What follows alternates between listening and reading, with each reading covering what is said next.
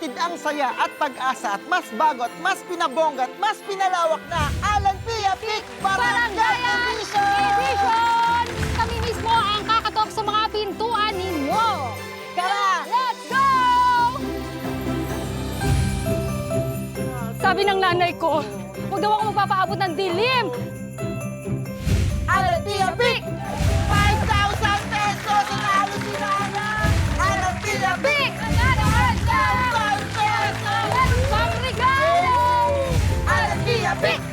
3,000! Alan Pia Pic! Alan Pia Pic! 5,000 pesos! May regalo ka pa ng dami-dami! Kuya Alan, Ate Pia, dito sa Barangay 443, Sampaloc, Manila. Dito namin ihahatid ang saya at pag-asa at mas pinalaki at mas pinabongga at mas pinalawak na Alan Pia Pic Barangayan Edition! Alan Pia Pic 3,000 pesos! Alan Pia Pic 5,000 pesos! Alan Pia Pic 5,000! Thank you po. May regalo pa. Alan Pia Pic 5,000 pesos! Alan Pia Pic Meron ko pa rin 1,000 pesos! Meron pa regalo. Congratulations po sa lahat ng mga nanalo. Iba talaga ang saya at pag-asang dala ng Alan Pia Pic sa mga barangay natin. Pero may isa pang regalo ang magpapaningding. Ngayong Pasko, ang regalo ng edukasyon. Narito po, panoorin natin. Ang pag-asa ay isang regalong hindi natitinag. May mga kwento ngang nagpapaalala na ang pangarap ay walang pinipiling kalagayan sa buhay. Sa mahirap, sa mayaman, sa bata at sa matanda. Tulad ng nag-viral na si Mang Benji, isang driver, 55 anyos, pero hindi tumigil gawing totoo ang kanyang panaginip. Sa kabila ng trabaho, pagod at oras sa kalsada, nag-aral siya ng pre-law dahil gusto niyang maging abogado. Habang nag-drive, nag-aaral po ako. Kasi gusto ko talaga matapos yung pag-aaral. Hindi po ako nakapag-aral nung araw. Gusto ko mag-proceed sa law. Na-stop ako ng ilang dekada dahil naulila ako ng maaga sa magulang. Nung nag-asawa ako, bigla akong na-open yung magbalik-aral. Masaya siya kasi isa siyang guro, public school teacher. Kaya in-enroll ako doon. Unang enroll yon sa alternative learning system, yung pandemic time. Yung kurso ko ngayon, Bachelor of Arts in Political Science, nasa third year college ako ngayon. Sa kabila ng edad at hamon ng araw-araw, siya ay nag-aral sa Taguig at nabigyan ng pagkakataon dahil sa scholarship program.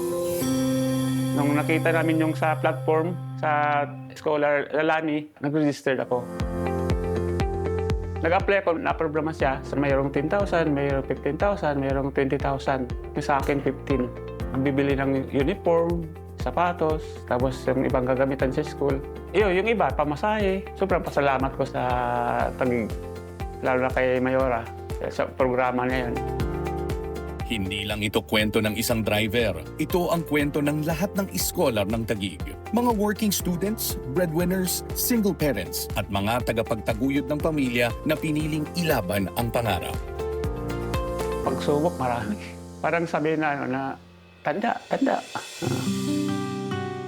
Si Beses din, sabi niya, huwag mo lang pansinin sila. Mag-aral ka. Yun ang purpose mo doon. Ang aking motto ay laban lang. Habang may nag-ano sa inyo, may nag-support sa inyo, may nagpapaaral sa inyo, ituloy niyo yung pag-aaral. Para naman sa mga may edad na katulad ko, yung education, continuous learning process.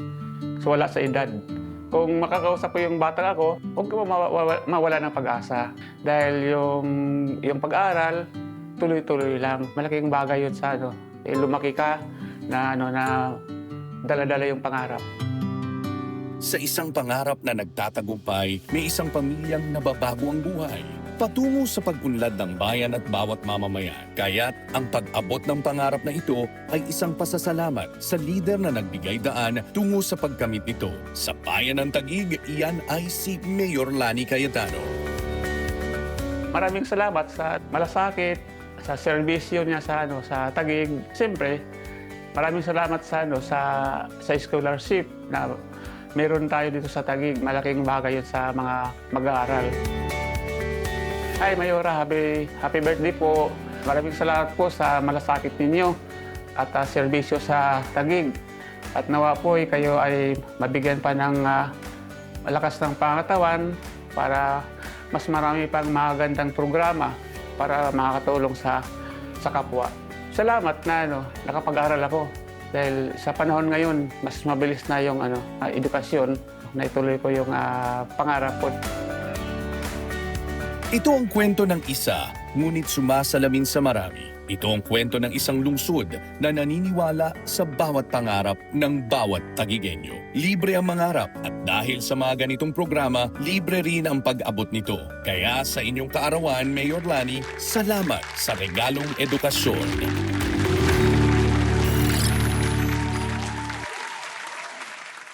Sabi po sa Biblia, he who finds a wife finds a good thing. At napakalaking regalo sa akin ng Panginoon, si Lani. Ngunit hindi lang sa akin, sa kanyang pamilya, sa aking pamilya, sa amin mga kaibigan, and nung nakilala siya ng aming syudad ng Taguig, napakalaking blessing ni Lani. So makikita niyo po si Benji, sing edad ko lang po si Benji. Pareho po kaming 55. Pero dahil ako'y pinanganak bilang anak ni Rene at ni Sandy, mabilis ang pangarap na mag-law school, di ba? Pero yung katulad nila Benji, makatapos lang ay napakalaking pangarap. So yun po ang isa sa life work ni Lani na hopefully, at least dito sa maliit na sulok sa Pilipinas na tinatawag naming mahal na syudad ng Taguig, yung aming probinsyudad, we try very hard, Lani tries very hard na yung opportunity are equal, no? So ngayon nakaarawan mo and we're celebrating your birthday, we want to honor first God for putting that desire and purpose in your heart. No? Secondly, we want to wish you a happy birthday. And kung nandito si Lani, isa lang wish niya, na galingan ng lahat sa mga programa at mas ayusin pa ang mga programa dito sa siyudad ng Taguig. Kasi nga, in the end, it is stories like Benji's that make it worthwhile. So, God bless you, love, and happy birthday. You're not getting older, you're getting wiser, and you're getting prettier. So I first met or maybe became close to Lani, I think late 2002 or early 2003 because she was working with my dad, but my dad had already passed away. So she started assisting me in our radio show, which was the inspiration of CIA with DA, yung radio show ng daddy ko. So doon ko pa siya unang naala. Ang bata-bata niya, bata pa rin naman siya, pero 21 years old lang, parang fresh graduate, ang ganda-ganda, ang galing-galing, very efficient, magtrabaho. Little did I know that she will become my sister-in-law. So Lani, it's been many years that God has blessed me with a wonderful sister-in-law. I thank God for you. I thank God for your gift as a wife to Alan, as a second mother to Lucas and to all my kids, and to all the Taguigueños. You are such a blessing to all of us. We love you so much. Happy birthday. Enjoy. God bless you. Love you. Happy birthday, Lani. Sana'y lahat ng hiling ng iyong mabuting puso ay ipagkaloob ng Panginoong Diyos. Alam mo that you're one of my favorite people in the world. Pero doon ako si sentro sa edukasyon, yung aking napanood. Maraming salamat for touching people's lives, for changing people's lives, for being an instrument sa pagbabago ng buhay ng maraming tao. Maraming salamat sa serbisyo publiko na iyong pinili na maging buhay. It has become your life. And thank you for all that you are and for all that you have done for others. Mabuhay ka, Lani. Maligayang kaarawan. As our late father, Senator Rene Cayetano would always say, huwag magpaapi, alamin ang batas. Dahil kung may legal na kaalaman, mas mailalaban ang ating karapatan. Basta ang sa akin lamang po ay doon tayo sa tama. Dahil sa batas, wala tayong kawala. See you next week sa Cayetano in Action with Boy Abunda. Wala tayong kawala. Cayetano Action agad.